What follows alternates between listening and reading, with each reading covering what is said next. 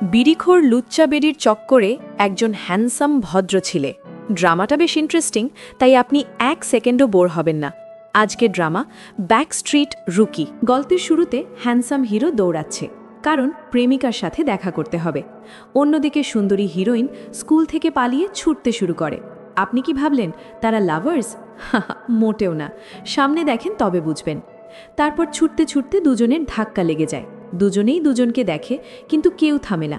সুন্দরী চলে আসে তার বান্ধবীদের কাছে, আর হ্যান্ডসাম চলে যায় তার প্রেমিকার কাছে। সুন্দরী হিরোইনের নাম জং সিবিউল। সে আসছে তার বান্ধবীদের বাঁচাতে, কারণ কিছু খচ্চরনি মেয়ে তার বান্ধবীদের আটকে রেখে টর্চার করছিল। আর এখানে সেবিউল এসে ইচ্ছে মতো তাদের ধোলাই করে। সুন্দরীর হিরোইন অনেক স্ট্রং মেয়ে, সাথে লুইচ্চা বেডিও বলা যায়।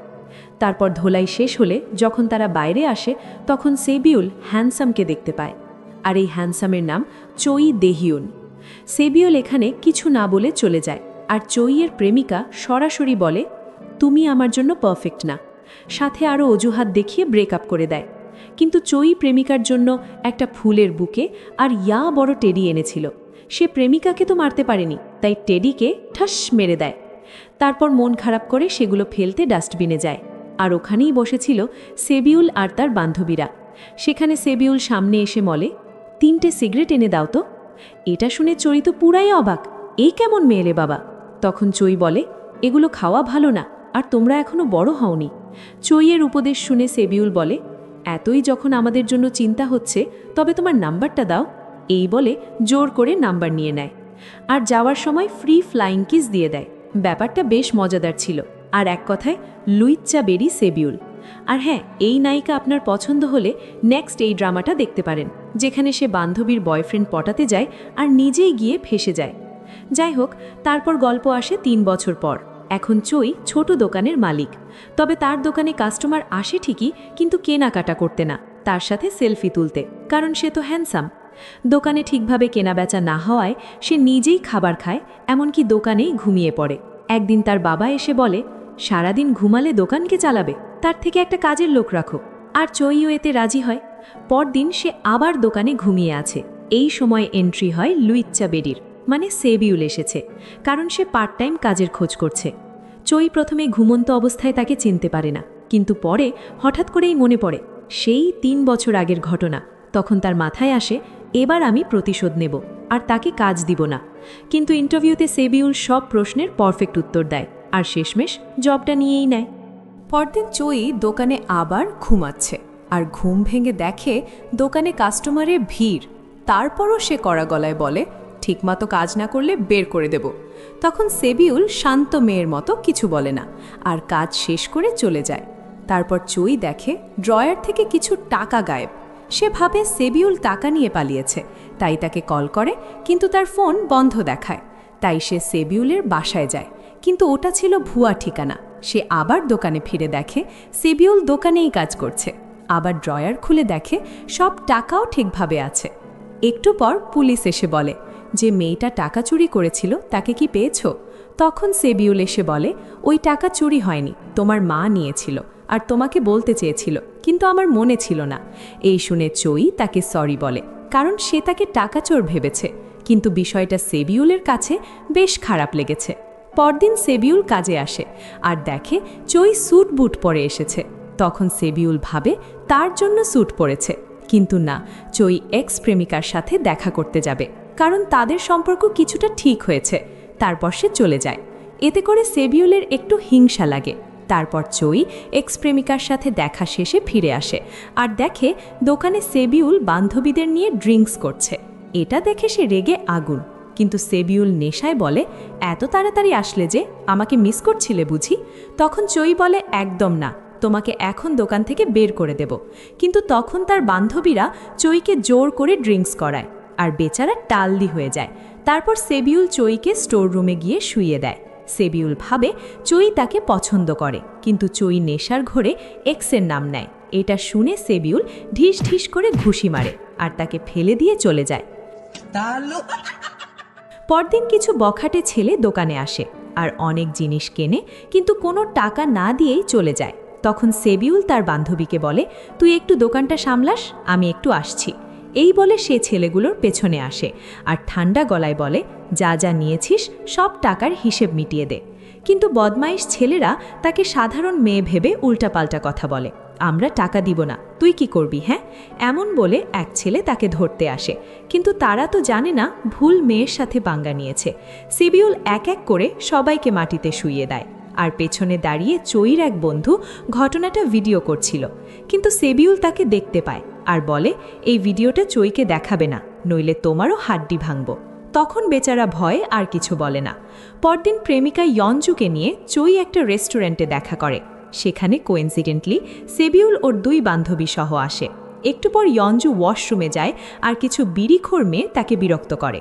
তখন সেবিউল তা দেখতে পেয়ে খচ্চরুনি মেয়েগুলিকে ইচ্ছে মতো আদর দেয়, আর এখানে হই হই শুনে চই চলে আসে। তখন চইকে ইয়ঞ্জু মিথ্যা বলে, সেবিউল বিনা কারণে মেয়েদের মারধর করছে, এমনকি আমাকেও মারতে এসেছিল। আসলে ইয়ঞ্জুর মিথ্যা বলার কারণটা হলো সে সেবিউলকে পছন্দ করে না, সে চায় না সেবিউল চইয়ের দোকানে কাজ করুক। তখন ইয়ঞ্জুর এমন কথাই চইও বিশ্বাস করে নেয়, আর সেবিউল জাস্ট হতভাগ হয়ে তাকিয়ে থাকে। একটা কথা আছে না, যার জন্য করলাম চুরি সেই বলে চোর। ব্যাপারটা ঠিক এমনি হয়েছে। যাই হোক, সেই রাতেই চইয়ের বন্ধু এই ঘটনা জানার পর তাকে সেদিনের মারপিটের ভিডিওটা দেখায়। চই তার এমন মারপিট দেখে ডিসাইড করে এই শয়তান বেডিকে দোকানে রাখা যাবে না। অন্যদিকে সেবিউল বান্ধবীদের সাথে ড্রিঙ্কস করে কারণ তার মনটা খারাপ। তার সাথে যা মিথ্যা অপবাদ হলো, বিষয়টা আসলেই কষ্টের। পরদিন সেবিউলের 2 বান্ধবী দোকানে আসে আর বলে, তোমার গার্লফ্রেন্ড মিথ্যা বলেছিল। সত্যি হলো, তোমার গার্লফ্রেন্ডকে বাঁচাতে সেবিউল মেয়েদেরকে মেরেছে। আর একটা কথা মনে রাখবে, সেবিউল বিনা কারণে কখনোই মারপিট করে না। এসব বলে তারা চলে যায়। আর কিছুক্ষণ পরেই সেই কয়টা ছেলে আসে যারা টাকা না দিয়ে পালিয়েছিল। তখন ছেলেগুলি সরি বলে আর পুরো টাকা ফেরত দিয়ে দেয়। এবার চই পুরো বিষয়টা বুঝে যায়, সে আবার সেবিউলকে ভুল বুঝেছে। তারপর চই নিজেই তার কাছে গিয়ে বলে, তুমি যা পড়েছ সেটা ভুল ছিল না, কিন্তু মেয়ে হয়ে এত মারামারি করা ঠিক না, এতে তোমারই বিপদ হতে পারে। এসব কথা শুনে সেবিউলের বাবার কথা মনে পড়ে। তার বাবা ছিল একজন ক্যারাটে মাস্টার। ছোটবেলা থেকেই বাবার কাছে সব শিখেছিল। একদিন তার বাবাও ঠিক এভাবেই বলেছিল, মেয়ে হয়ে সবার সাথে মারপিট করা যাবে না। কিন্তু এখন তার বাবা মা কেউ বেঁচে নেই। পরদিন হঠাৎ করেই চইয়ের ফোনে মেসেজ আসে, সে এই বছরের বেস্ট সেল এমপ্লয়ার অ্যাওয়ার্ড জিতে গেছে। খুশিতে পুরো পরিবার আনন্দে ভেসে যায়, সাথে সেবিউলও খুব খুশি হয়। আর খুশিতে চই তাকে ফুলের তোড়া দেয়। কিন্তু দুষ্টু বেডি ন্যাকামি করে বলে, শুধু ফুল দিলে হবে না, আমাকে কাঁধে তুলে ঘোরাতে হবে। তখন চইও খুশির ঠেলায় কাঁধে তুলে নেয়। আর ঠিক তখনই প্রেমিকা হাজির। সে এই দৃশ্য দেখে পুরাই জ্বলে ওঠে। তখন চই বিষয়টা বুঝিয়ে বলে আর সে একটু শান্ত হয়। এরপর এই খুশিতে চই দুজনকেই ট্রিট দিতে নিয়ে যায়। কিন্তু এখানে শুরু হয় চোখে চোখে যুদ্ধ। সেবিউল আর ইয়ঞ্জু দুজনেই ভিতরে ভিতরে জেলাস হয়। তারপর ট্রিট শেষে ছোট একটা বিষয় নিয়ে চই আর ইয়ঞ্জুর রাগারাগি হয়। তখন সেখানে ইয়ঞ্জুর ম্যানেজার আসে আর তাকে নিয়ে যায়। এটা দেখে চইয়ের একটু খারাপ লাগে, কারণ সে চায় নিজেদের মধ্যে মিটমাট করতে।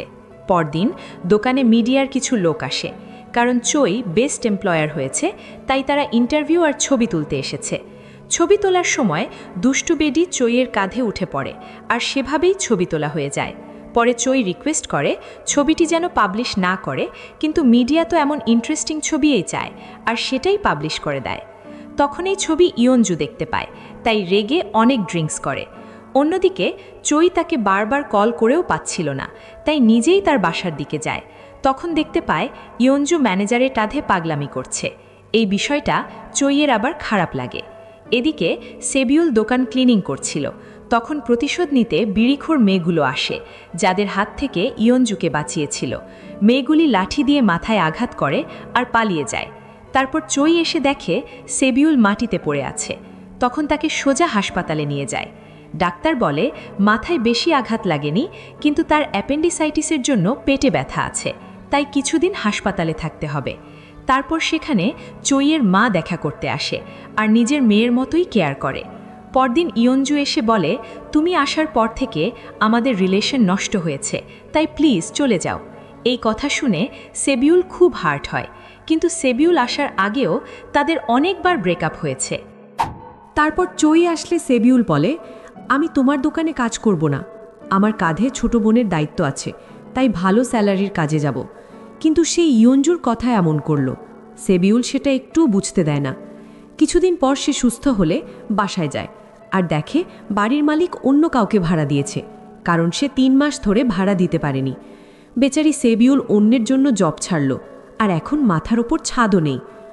আপনি কি টিকটক কয়েন কিনে আপনার ভিডিও বুস্ট ও প্রমোট করতে চান, কিন্তু ভাবছেন কয়েন কোথায় পাবেন, কিভাবে কিনবেন আর কিভাবে ভিডিও বুস্ট ও প্রমোট করবেন? চিন্তার কোনো কারণ নেই। আমাদের থেকে কয়েন নিলে পাবেন বিশ্বস্ততার সাথে দ্রুত ডেলিভারি। আমাদের কাছে কয়েন পাবেন অত্যন্ত রিজনেবল প্রাইসে। অর্ডার করতে হোয়াটসঅ্যাপ মেসেজ করুন বা কল করুন স্ক্রিনে দেওয়া নম্বরে।